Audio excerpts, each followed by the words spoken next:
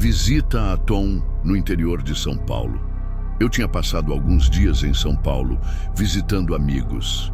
Moro em Curitiba, então é uma viagem longa, quase um dia inteiro de estrada. No meu último dia lá, meu velho amigo Tom, que eu não via há anos, viu minha história no Instagram e deixou um comentário: "Quando você vai embora?" Respondi que era naquele dia mesmo. Ele disse que morava a 1 hora da capital, numa cidadezinha no interior, bem no caminho de volta para casa, e me convidou para passar por lá. Por que não? Pensei. Seria bom revê-lo. Ajustei o GPS com o endereço dele. 1 hora e meia de estrada, segundo o app. Tom e eu éramos inseparáveis no ensino médio, mas depois da formatura, a vida nos afastou. Mantínhamos contato nas redes sociais, mas era só isso. Nada de conversas de verdade.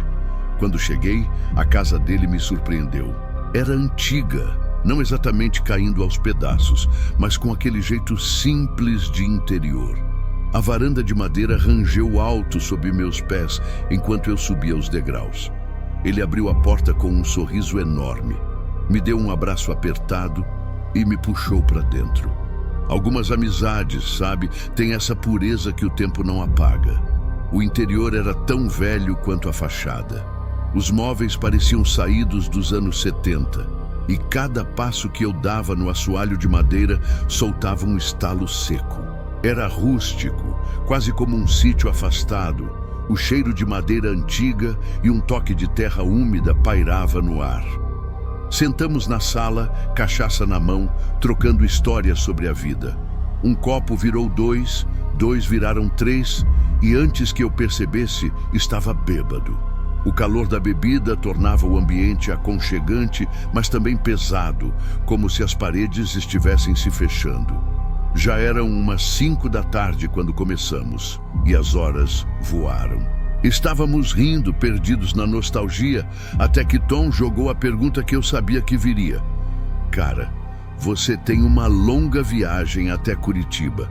Por que não fica aqui essa noite?" Ele tinha razão. Eu não estava em condições de dirigir. Hesitei por um segundo, mas aceitei. "Boa ideia. Posso pegar o sofá?" Ele riu. "Não, tenho um quarto vago. Nada chique, mas é melhor que isso aqui." Comemos um delivery de pastel com caldo de cana e depois de mais conversa, ele me levou por um corredor curto até o quarto de hóspedes. Eu estava tão bêbado que mal reparei no lugar. O ar ali parecia parado, como se ninguém o usasse há anos. Desabei na cama, exausto, e apaguei quase instantaneamente. No meio da noite acordei. Minha boca estava seca, minha cabeça girava e o quarto estava mergulhado na escuridão, exceto por um fio de luar que escapava pelas venezianas. Foi então que vi, no canto mais distante, perto da porta do armário, algo pendurado. À primeira vista, parecia uma capa preta num cabide, mas quanto mais eu olhava, mais estranho ficava. Era largo na parte de cima, como ombros, e não caía como tecido. Parecia uma silhueta. Meu coração disparou. Eu não lembrava de ter visto aquilo quando entrei, mas, bêbado como estava, podia ter passado despercebido. Tentei ignorar, virando de lado.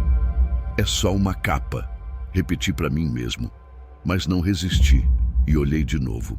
Ainda estava lá. Fechei os olhos com força, respirei fundo e me forcei a dormir, lutando contra o nó no estômago.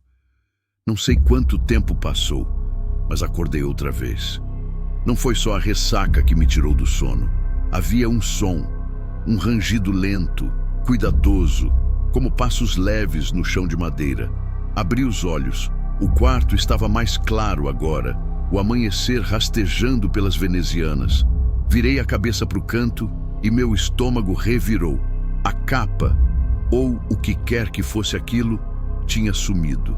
Pulei da cama tão rápido que minha visão embaçou. Meu corpo tremia, uma mistura de medo e álcool. Corri para o quarto do Tom, sacudindo ele para acordar. Ele roncava, alheio ao meu pânico. "Tom, a capa!" gaguejei ofegante. "A capa preta no quarto de hóspedes." Ele abriu os olhos, confuso. "Que capa?"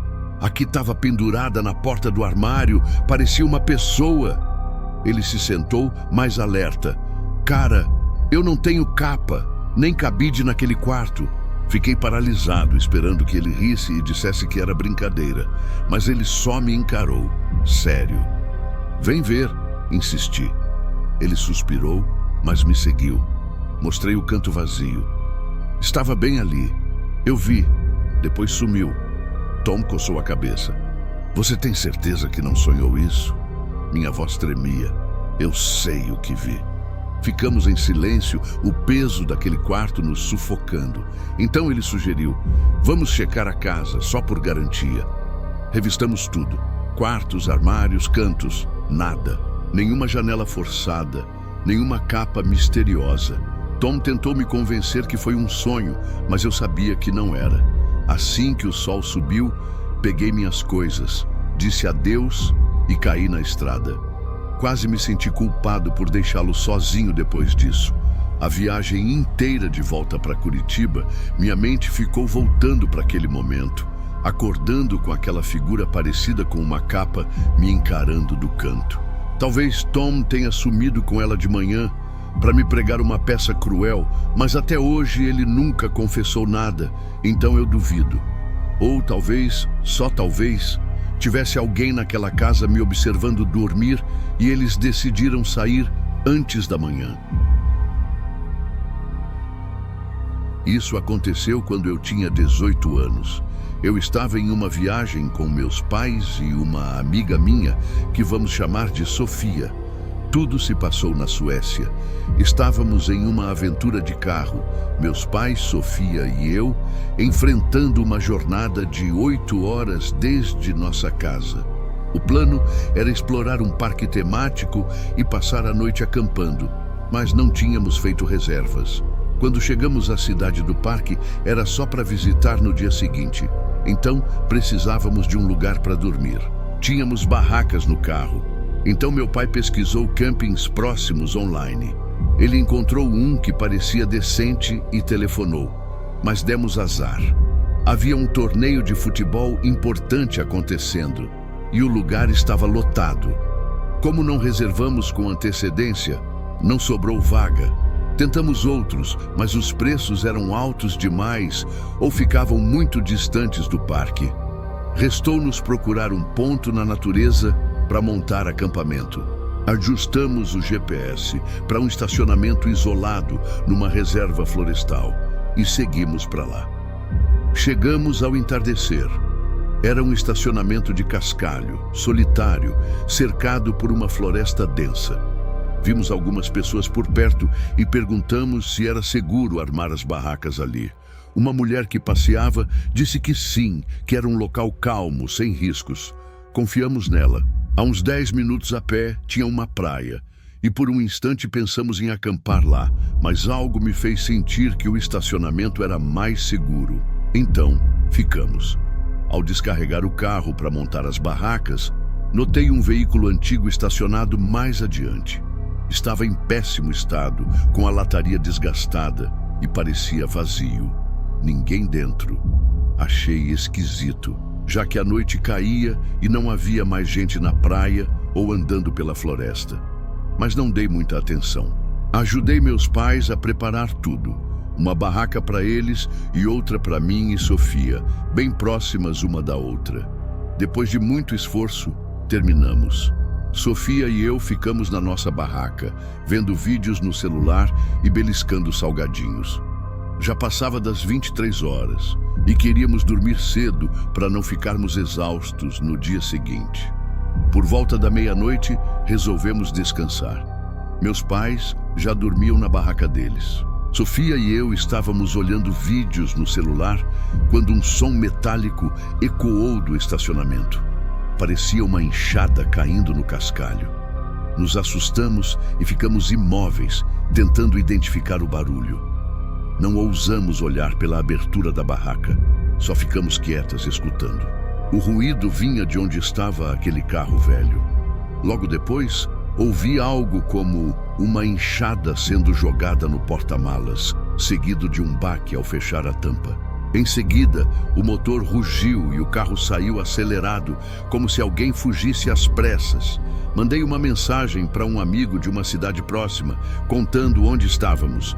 Ele respondeu rápido, avisando que a praia ali perto era perigosa, conhecida por atividades de criminosos organizados. Eu não sabia disso. Ao ler, senti um frio na espinha e o medo tomou conta. Uns 10 minutos de silêncio se passaram e Sofia e eu começamos a nos acalmar um pouco, tentando nos convencer de que estava tudo bem. Foi quando, de repente, um grito rasgou a noite, alto, desesperado, vindo da floresta. Era um homem e o som me gelou até os ossos. Entrei em pânico, mandei uma mensagem para minha mãe. Ouvi um grito agora. Ela não respondeu, então liguei para acordá-la.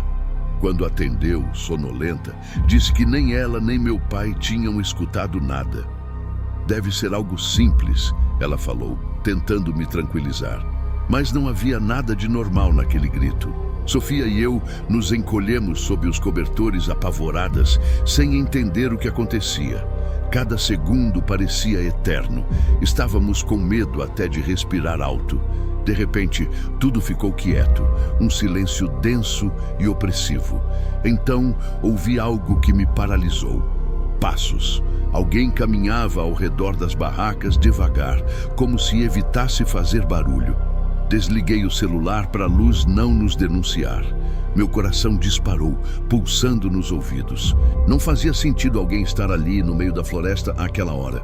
Os passos rodearam nossa barraca, passaram para dos meus pais e pararam perto do carro. Houve uma pausa e juro que senti olhos sobre mim. Então, o mesmo carro voltou. Os faróis iluminaram tudo e Sofia e eu nos jogamos no chão para não sermos vistas. Tomei coragem e espiei pela janelinha. Vi a porta do carro bater antes dele acelerar e sumir estrada fora. Respirei aliviada, mas só por um instante. 5 minutos depois, outro veículo surgiu, vindo rápido. Era um carro de polícia, seguindo o mesmo caminho do primeiro. Depois disso, nada mais aconteceu, mas Sofia e eu estávamos abaladas. Decidimos trancar o carro e ficar lá dentro, para nos sentirmos mais seguras. Fiquei acordada até umas 5 horas, vigiando a floresta enquanto Sofia dormia ao meu lado. Só voltamos para a barraca de puro cansaço e apagamos. Acordei às 9 horas, exausta. Contei tudo para minha mãe e ela confessou que também ouviu os passos perto da barraca deles. Disse que escutou uma respiração pesada, tipo coisa de filme de terror, mas ficou calada para não acordar meu pai, que dormiu o tempo todo. Sem hesitar, juntamos nossas coisas e saímos dali o mais rápido possível. Ninguém queria ficar mais um segundo naquele lugar. Apesar do susto, até aproveitamos o parque temático depois. Mas à noite, resolvi pesquisar sobre aquela floresta. O que achei me deu um nó no estômago. Pouco antes da nossa viagem, um homem tinha sido assassinado ali, esfaqueado por causa de dívidas com uma quadrilha. Pior, 2 caras tinham desaparecido naquela mesma praia e nunca foram encontrados. Fiquei pensando, e se quem rondou nossas barracas era alguém perigoso, checando se havia testemunhas?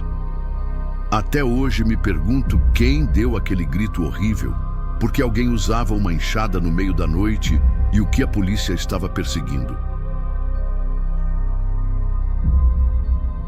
Essa história aconteceu quando eu tinha 6 anos. Ainda me assombra quando penso nisso. Eu era pequeno, mas por volta dessa idade minhas memórias começaram a ficar mais nítidas. Tenho um irmão mais velho, o Lucas, que é 2 anos mais velho que eu. Ele tinha 8 na época. Dividíamos um quarto grande no andar de cima da casa.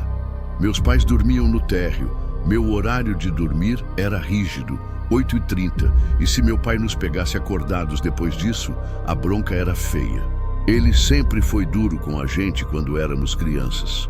Não lembro se era uma noite de semana ou fim de semana, mas acordei no meio da madrugada com Lucas me chacoalhando. Fiquei confuso no escuro, esfregando os olhos, até que ele sussurrou: "Fica quieto e escuta." Prestei atenção e ouvi logo de cara. Era a voz da nossa mãe nos chamando lá de baixo. Só que era baixa, quase um murmúrio.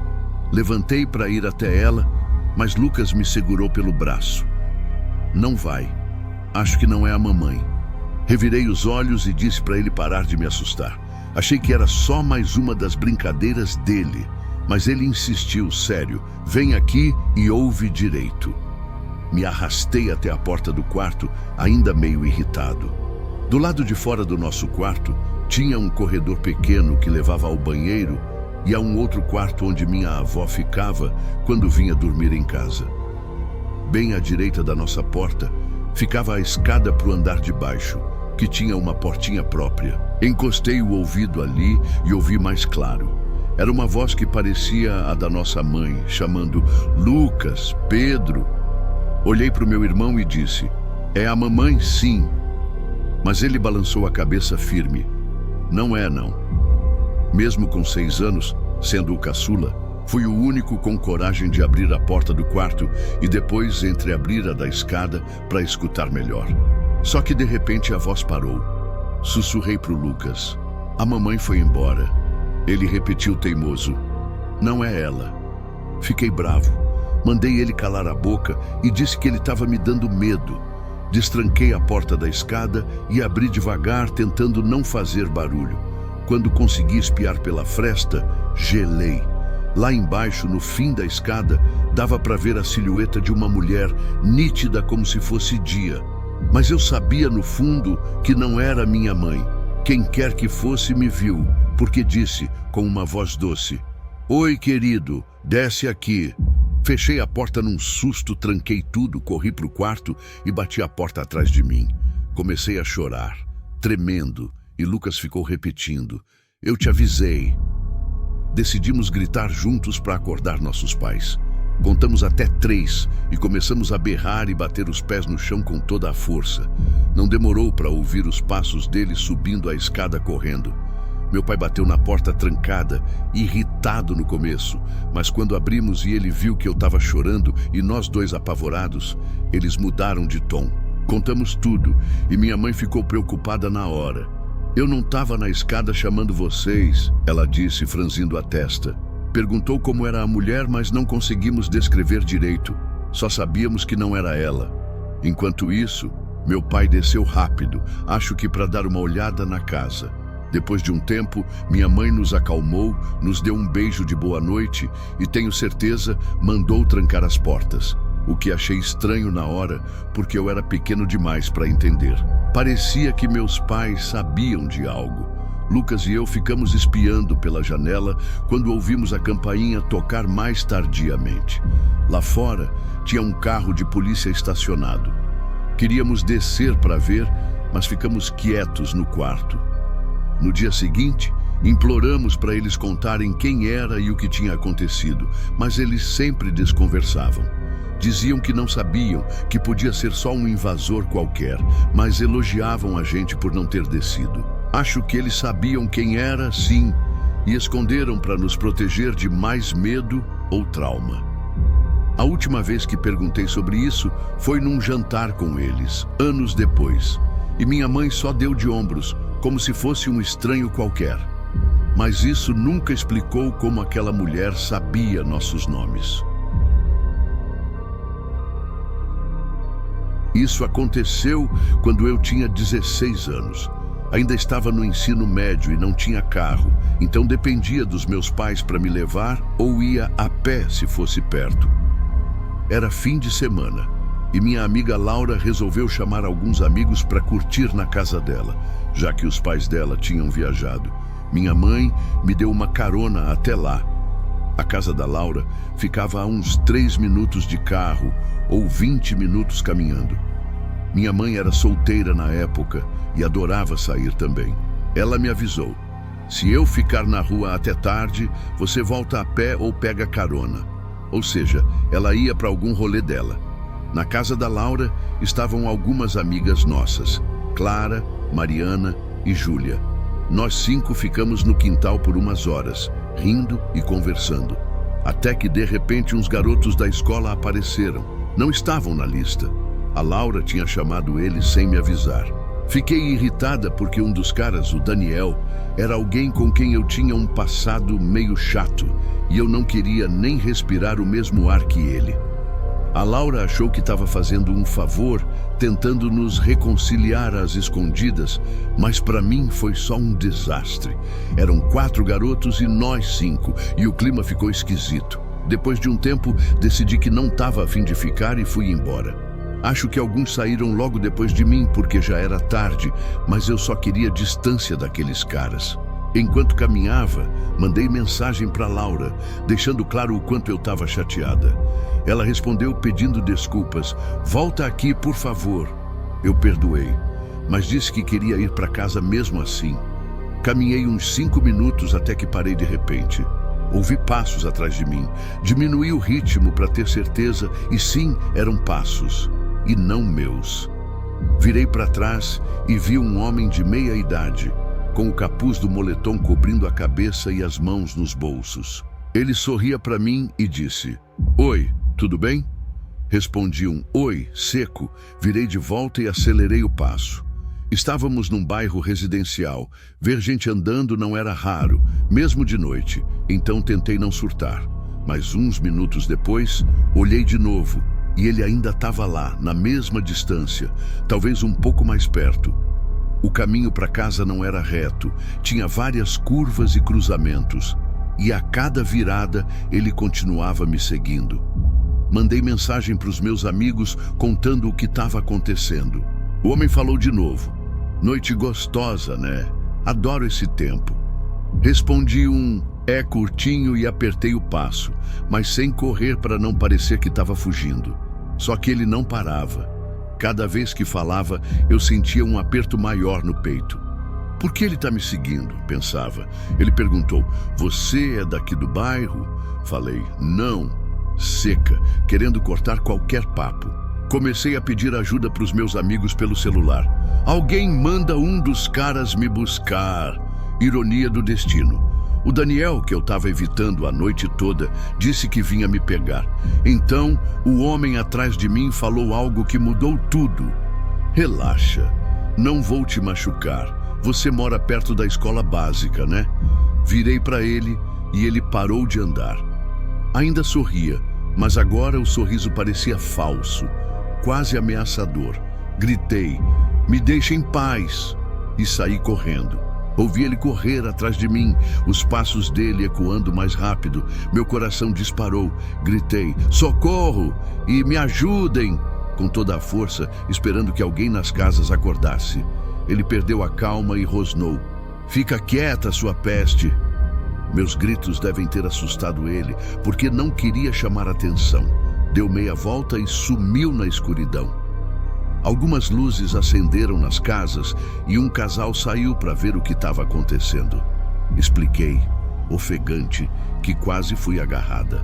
Fiquei na frente da casa deles até o Daniel chegar e me levar para casa.